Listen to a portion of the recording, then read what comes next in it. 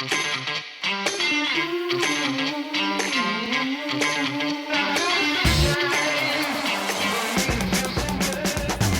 folks, welcome to episode 77 of the Mile 20 podcast, where epic shit happens. I am Laura Lee, and I am here with my bestie. Lori. Girl, you're a little delayed. Are you a little sleepy today? Yeah. I was telling you just a few minutes ago that I got my second shingles vaccine is because I'm just an old fart that needs my shingles Gotta vaccine. get my And shingle shot. yeah, and I'm a little bit of a delay fish right now. Yeah, it's okay. It's okay. But today we are going to interview a really dynamic woman that we met at the Myrtle Beach Marathon a couple of months ago. Her name is Marie Bartoletti, and I think you all are going to really enjoy this episode. Marie, we'll give a little bit more information about Marie and her background, but she basically is a runner in her late 60s who has done over 700, almost 800 marathons. And she's still going at, 60 plus years, young.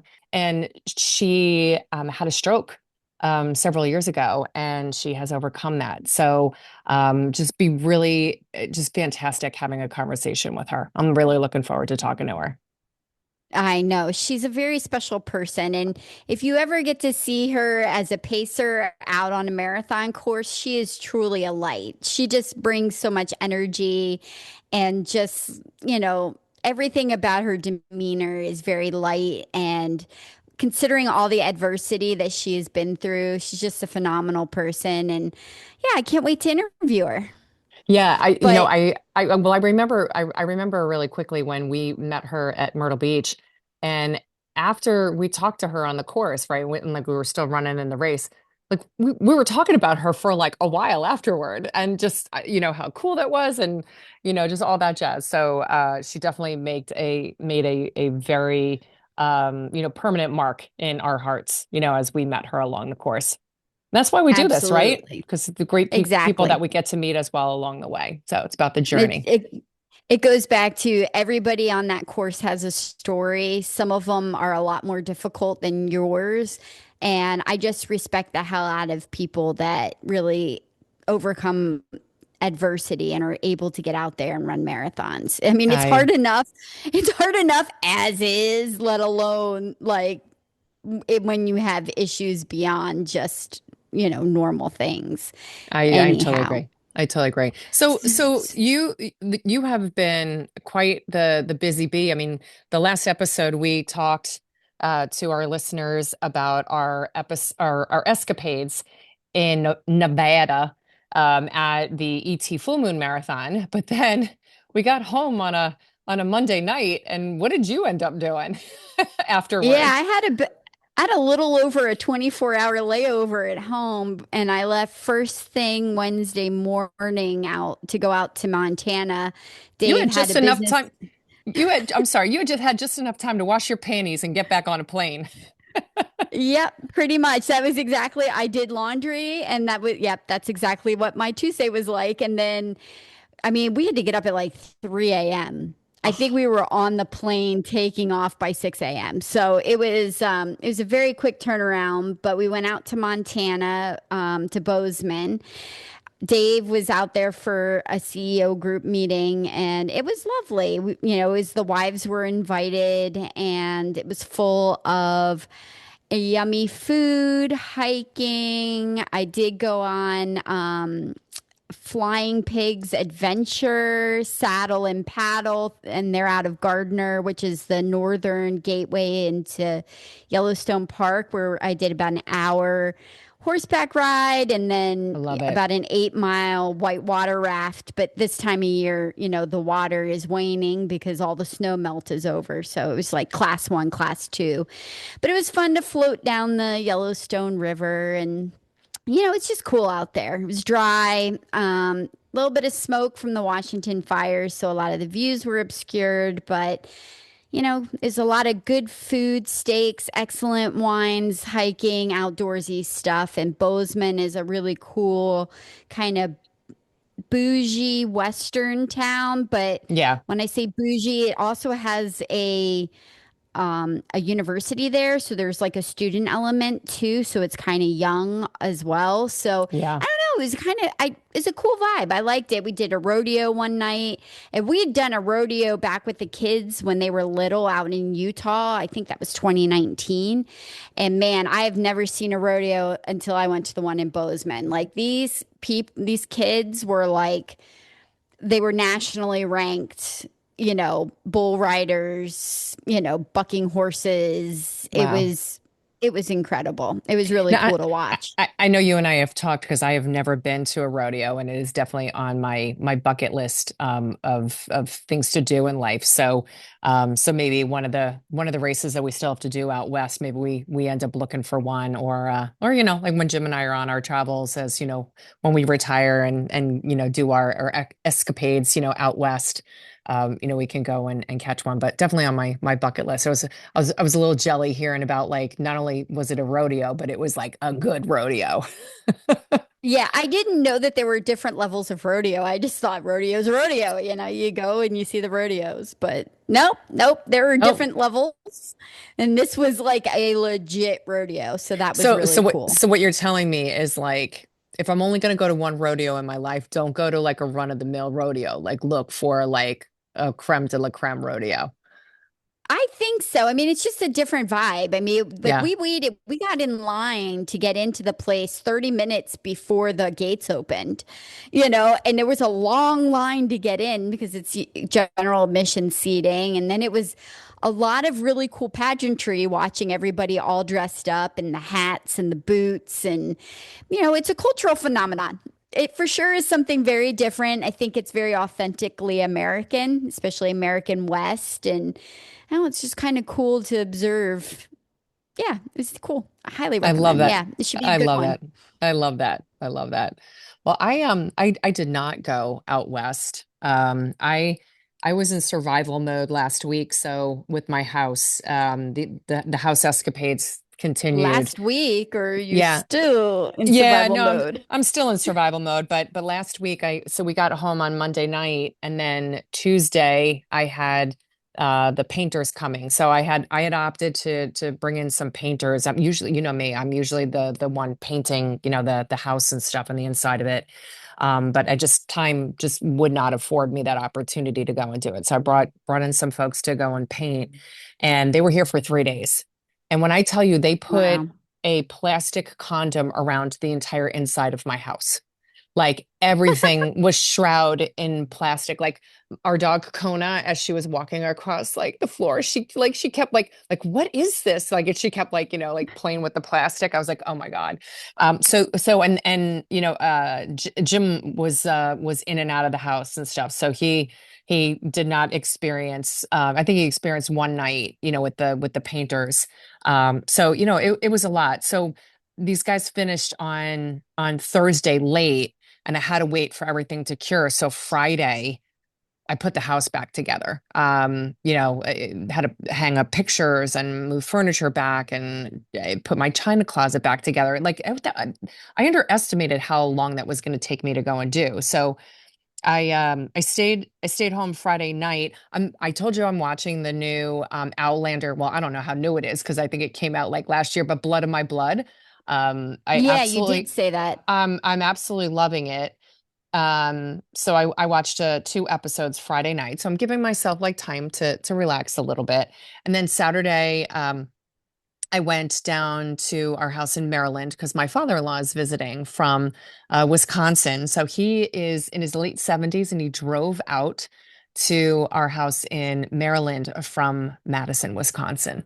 So he did it in 2 days, and I'm proud of him. He was like, I still want to show myself that I can do this, like, Yeah. so, and I get that. Is I he totally still get it. there? Is Oh he yeah, still he's visiting? he still is visiting, so he doesn't leave until Monday. Because Aw. he's getting some hip surgery done, in a week or so. So he's got to get back home and get ready for that. But yeah, it was a nice Saturday last week because Maddie and Matthew, so my daughter and son-in-law came down as well. And so oh my gosh, we went on the boat and then Matthew and I went grocery shopping and we bought it just food, like just an absolutely wonderful meal that we made. And it was just a really great conversation at the dinner table. And, it's just those moments that when you get the Yeah. family together, you have to appreciate those moments. Um, Especially when it's like not your normal family that you're around all the time, but like the further away family and you get that good quality time together. it's totally, I'm missing quality time tonight. They're all doing dinner under the stars in media. And because we had to record our podcast episode, I am missing dinner with them right Oh, now. girl, But we could have squeezed this in earlier Uh, today. it's no, actually we couldn't just because of my work schedule. So, yeah, Oh, so damn. it is what it is. So, but yeah, and then Sunday super busy, more like a physical day. Just got in a longer run, and then we did a long kayak ride. And then I washed my car, and then I did gardening because I did the 888. Have you ever heard this? No. All right, I had never heard it either, and I saw it online. I'm like, how have I been gardening for 55 years and I have never heard this before? So it's a gardening philosophy that on the 8th of August, so 8/8, you are to go and take your lavender plants and cut them back 8 inches. So that way then you're creating like, lavender bush mounds and you're basically preparing them to be more prolific the following spring for flowering. Ah, this is why I've never heard of that. Yes, yes. So I did the 888, but it was like 96 degrees outside on Saturday or Sunday, and yeah, I think I gave myself a little bit of like I didn't have a heat stroke, but I definitely had a little distress from the heat. So I threw the towel in after I went in the pool and stuff, and it just got a lot of stuff done, but man, I kicked my own ass big time. So that's Yeah, and then that and then happens sometimes.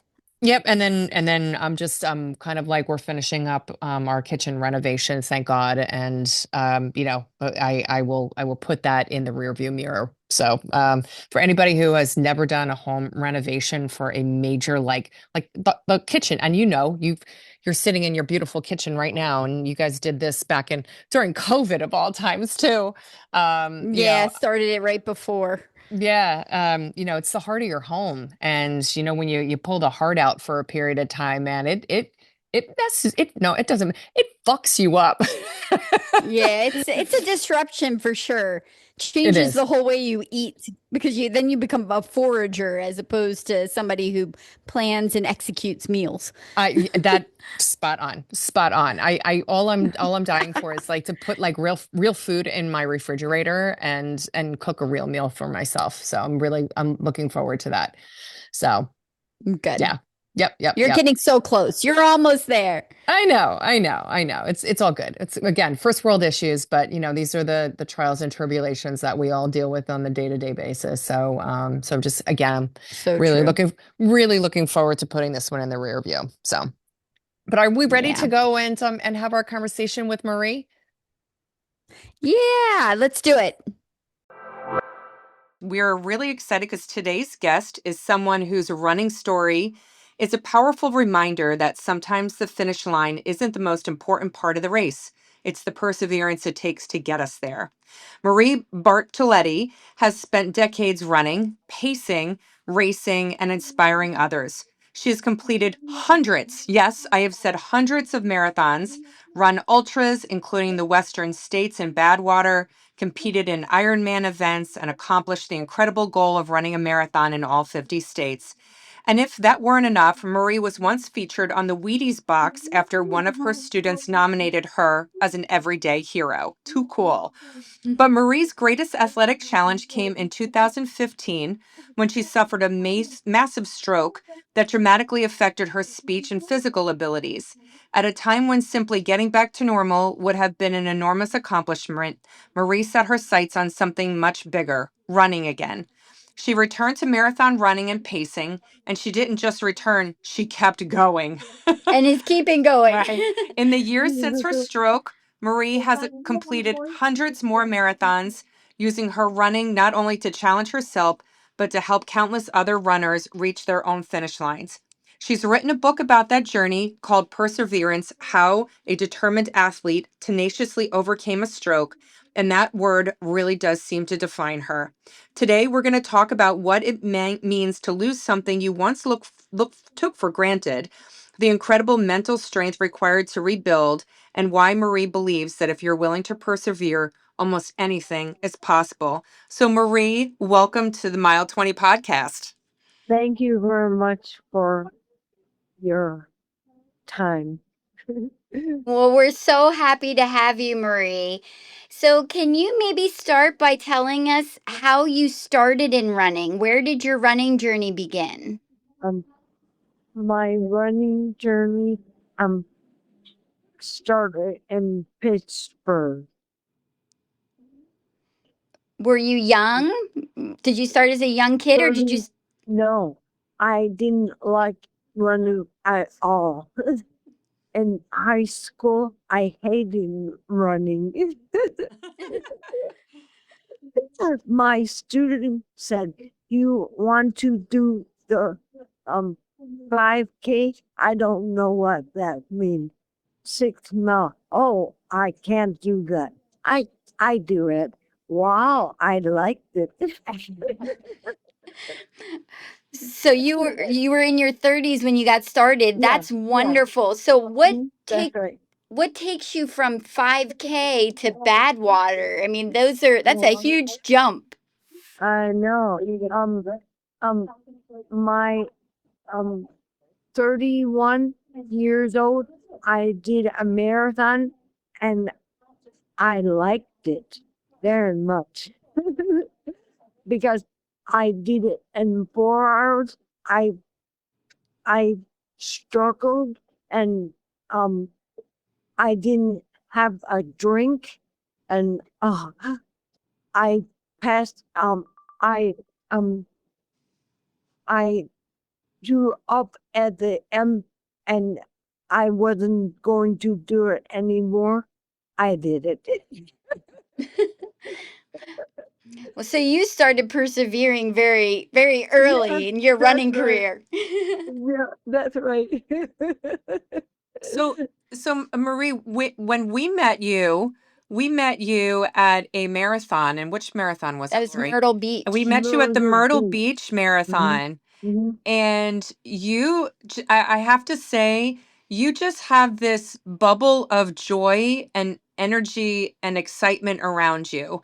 And Thank you. it seemed like everybody around you knew you. And even when we saw you again at the Mad Marathon a couple of months later, just like a couple weeks ago, it was the Yeah, same thing where a lot of yeah, people know you on the course because thank of you. how many, I assume how many races you do, but Yeah, you that's right. you talk to people on the course. So Yeah. what makes you keep going right Um, now and doing um, all of these marathons? Because again, you're too happy being out there. I know. I love pacing. I love pacing. Um, I don't like running. I love pacing very much.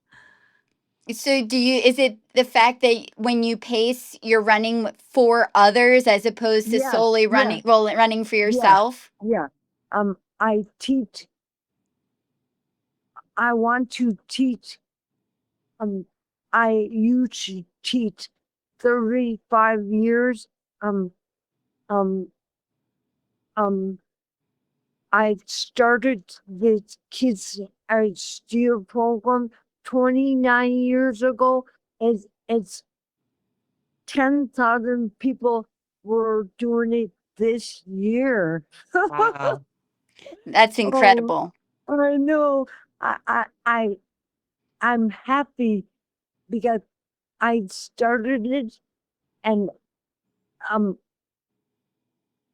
I'm lucky to do um have the ability to teach them.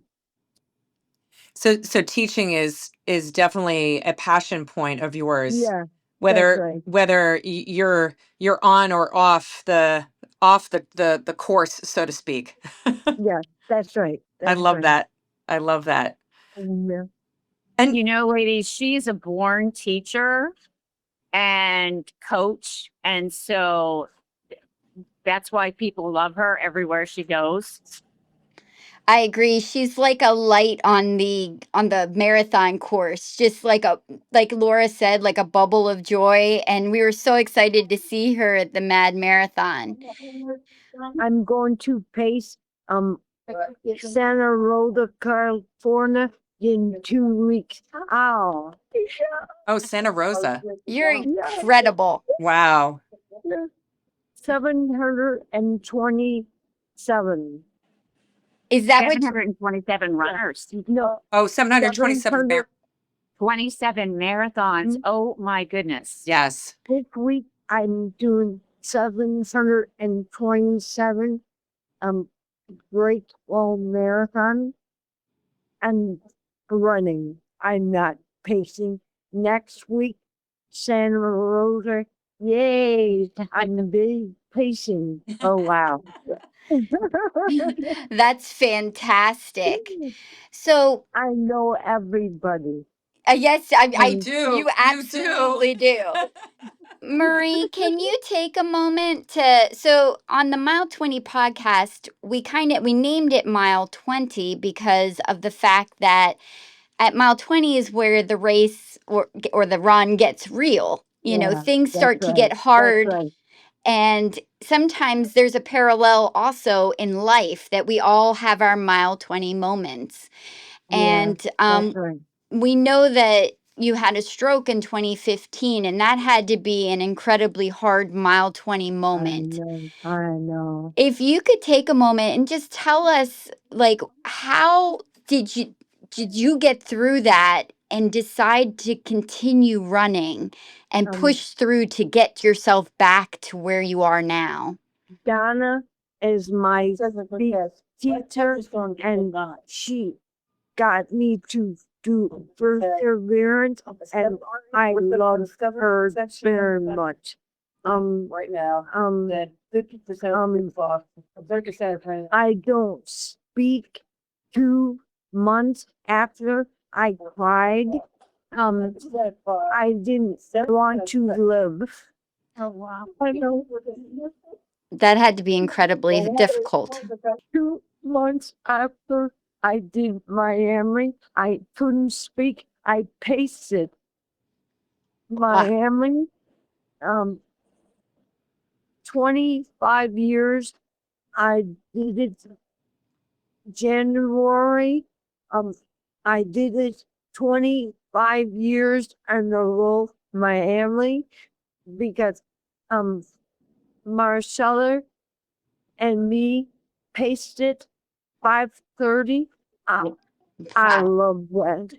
Wow. I didn't speak anymore, and um, the Little Rock, Arkansas, um, because um, I did had a interview. I said I love to pace. That's all I did. Well, I love that you didn't choose to, just accept, what was in front of you. You pushed Yeah, through it, and you yeah, had that passion for pacing and for running, and really, again, going back to the energy that you bring on the course and just being with other people. Like, we appreciate you so much, because thank I know you. that, when we're in races, I mean, Lori and I are really slow, right? We're in the back, way back of the marathons, but we know that, when we see fellow runners who rely on pacers to finish their races, you play Yeah, such an incredible role for them in their journey through that race. I did Denver, Colorado. I was last person, and I was first place in my age. 96 degrees. Oh, 96 degrees. I know. That's too warm, but My birthday last week, and my brother was there and he cheered me on. oh, I love that. That was wonderful. I love that. And happy belated birthday. Okay, thank you. 69. Oh, I love it. I did 69. 370 marathons since the stroke. Wow. That That is amazing. that 10 is years. very much amazing. I can't even imagine. But perseverance is a very big word for you, right? Yes, yes, that's right. So it must That's right. so that perseverance, was that in you before the stroke, or did you Yes, seem to tap into yes. it and find more of it after? Um, before. It was there before, ladies. It was there before. I mean, she, for example, when her kids were smaller, did a home thing, Christmas around the world, and she didn't just do it. She was the top person in the country. So it's part of who she is. If she's going to do something, she's going to do it 200%. Oh my Thank you goodness. very much. And we should also introduce Marie's friend of 40 years, Susan, who's on the phone with us as well. So when you're hearing the extra voice, that is Susan. Thank you for coming, Susan. Oh, you're welcome. I'm happy to be here. So Marie, what inspired you to write a book? Because writing a book is not an easy task. And how long did it take you to write? 1 year. Wow. My daughter helped me write the book 1 year. Mhm. I donated the um Proceeds. proceeds from stroke of Southampton. Oh wow. Mhm. That's fantastic. Yeah. So I what would you say for those who might be interested in your book? Like what lessons do you want to teach people from what you have learned? um uh You know what, lady? She's thinking about or how to say it, but I think more than anything, her perseverance through any obstacles is part of, I mean, she does not know the meaning of quit. You know what I mean? Like, she had the stroke and it set her back briefly, but she wasn't going to let that define her. that's right. I think Marie, the lesson that I'm learning from Marie, and I think she's so incredibly inspiring, which is why we wanted to talk to you today, is just the example of strength and the resilience, let alone the perseverance, to be challenged with something and to have something that you adore and something you're passionate about be threatened, and deciding to find a way to work around to continue to do the thing that you love. And I think a lot of people are so quick to succumb to the challenges that are faced before them, but it's important that in that mile 20 moment that you learn to persevere and you learn to push through, and that you really can achieve more than you ever thought you possibly could. And I think Marie is a perfect example of that. Thank you very much for I love you. Well, I do. I do. Marie, you You make said it it so very easy to well. love you, you know? Wait, and just to for our listeners, when we met Marie in Myrtle Beach, she was running and having a conversation with us, and she started sharing with us that she was on the Wheaties box. So she rips out her phone and she's trying to find the picture as she's running Yeah. of her on the Wheaties box. So we continue the conversation. And then later on, one of the gentlemen that was running with you, he ran back to us and said, "Hey, Marie wants you to come to the piano bar tonight. Like, we're gonna have some fun listening to music." So Lori and I actually came and we saw you at the piano bar. But you're just very very very inclusive, and we absolutely loved that about you. I'm doing um Missoula. I did Missoula Mizuna?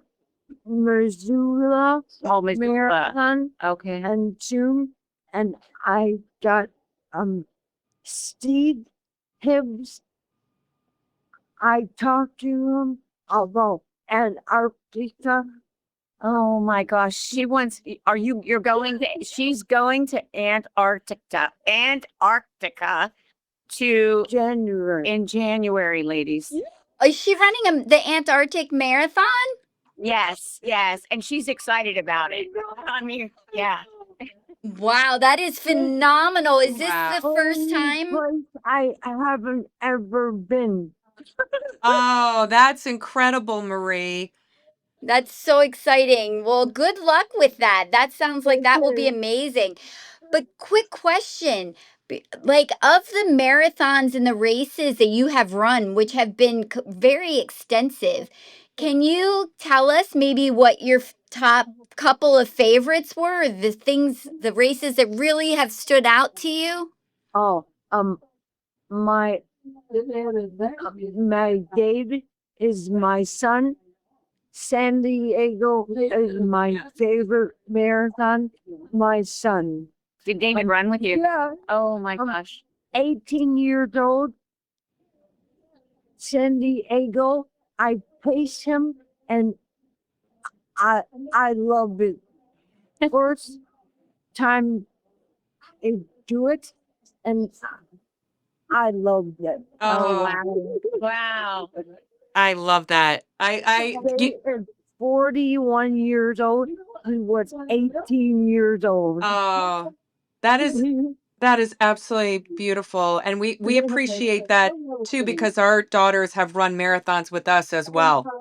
Oh, That's great. Yeah. Yes. Yeah. So it is a very, very special thing when you pass down this passion to your children. That's right. Wow. So Marie, we so appreciate your time, and again, we absolutely loved connecting with you. Thank you. Both on the course and off the course.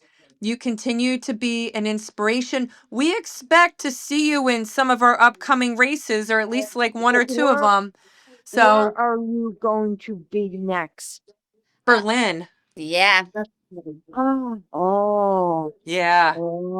And wow. Oh then my. in December, well, then we're taking October off, but then in November we always do Philadelphia. And then in December we're going to do Rocket City in Alabama. Are you doing that one? No, I have every weekend. Oh wow. Wow. Oh, You are the true definition of a marathon maniac, Marie. Total I marathon know. maniac. I know. oh, that's great. Marathon maniac. That is good. Yes, I love it. I love it. Well, Marie, I thank you do. so much for sharing Okay. your story with us. We Thank greatly you. appreciate you, and you totally are the definition of, what it takes to get past a mile 20 moment and keep Okay. running those miles. Yes. Thank you very much. Yes, thank you, Marie. It's been a pleasure Okay. to talk to you. And for those that are listening out there, if you're interested in knowing more about Marie's story and what it is to push through, she does have a book out there titled Perseverance. Is it on Amazon, Marie? Yeah. Yeah. One or two left. One or Okay. I know. Okay, One or two. Okay. fantastic. I okay. All right. Well, thank you so much, Marie. Have a good Okay. day. Bye. Bye-bye. Bye. So talking with Marie was amazing. I'm so glad we Oh, got a chance to catch up with her. And it was so sweet of Susan to join and be able to kind of help out with some of the communication with Marie. I totally agree. Just I absolutely loved Marie's answer when you asked her like what was one of her most memorable races. And we get asked this question all the time, Lori, right? Like, what's your favorite race? And we've only run like 75 races, right? She's over 700 races. And for her to choose a race where she paced her son in a race like that had to be absolutely an incredible experience for her as well as her son, for her to go and say Yeah. that that was her favorite race. And I love that. And I think it encapsulates like who Marie is as a person. Again, I know we said it a lot during the interview, but man, she is a ray of light. And when we saw her at the Mad Marathon, she was like, oh, like she remembered us and stuff. And it was just like, this is so cool. I mean, and again, she's doing this like almost every weekend. I know. So And she must have like just a range, like a traveling fan club of people that follow her around because of the energy that she gives off. It's just amazing. So no, I feel like we're very blessed to have been able to talk with her. I know it was a little difficult for her, but we really do appreciate the fact that she took the opportunity to come on and try and make it work. I totally agree. And look, the whole reason why, well, one of the reasons why we do the podcast, right? And we talk about mile 20 moments is that, you know, and you said it earlier, like we all have different stories, right? Along the course and, the course of life as well. And, if you can find that one person who kind of inspires you to maybe do something differently, approach something differently, make a different decision about something, right? That's what this is about. It's about us helping to find people to connect to our listeners and as well as ourselves, right? Because like we connected with Marie and like even after we like we interviewed her, I'm just like, man, I don't think I can complain about like going on a run, like it's Right. just it Well, keeps you really grounded. I think part of the message of things that we like to touch base on is to inspire people. Like, you don't have to go out there and run a marathon, No, but you should be out there moving and trying to challenge your body and to stay in shape just to improve your quality of life. I mean, if you are set in, it's like we always say, you use it or you lose it. And the right. older you get, the harder it gets to stay motivated. But when you talk to somebody like Marie, who's had so much adversity and the things that she's overcome, just like an average person, just walk, just start walking, just start moving. It's okay to be for it to be your first day at the gym. Everybody's had a first day at the gym, including the Yeah. fittest person, most buffest person on the planet did not look like that when they got started. No matter what, it's better to start and feel like out of place maybe for a little bit, but what you may find is that you find your place in the process. So you should take Marie's story and apply it as a motivation to know that you can do more than you think you're capable of. And just get out there and move. That's just the message all the time. Move. I love it. I love it. No, that is completely spot on. So, and again, we Yeah. greatly appreciate Marie and Susan. Yes. Yeah. So All right. so Yes. next week we will be kind of back on our narrative storyline about our 50 states journey. Our Laura first and 50 I state journey. Our first 50 states journey. Yes, we are not running anything new because our next marathon is September 27th in Berlin, in which we will then have a plethora of things to talk about from travel in Berlin to travel down to Oktoberfest in Munich, plus the Berlin Marathon experience and our experience working through marathon tours, which is how we got into the Berlin Marathon. So we are next week, since we are starting on back on our timeline of our first 50 states journey, we will be discussing the Garmin Olathe Marathon in Kansas. This was our Kansas race. Um, Very much a mixed bag with that one, but you'll have to listen next week to get the full story on that. We want to thank everybody for listening to us. We appreciate all of the follows and love connecting with people on social media. So take a look at us on Instagram. Please follow Facebook at Mile 20 Podcast. And if you care to see our lovely faces, I don't think you'll see us this week, but we are also on YouTube. And go make Mile 20 your bitch. Peace out.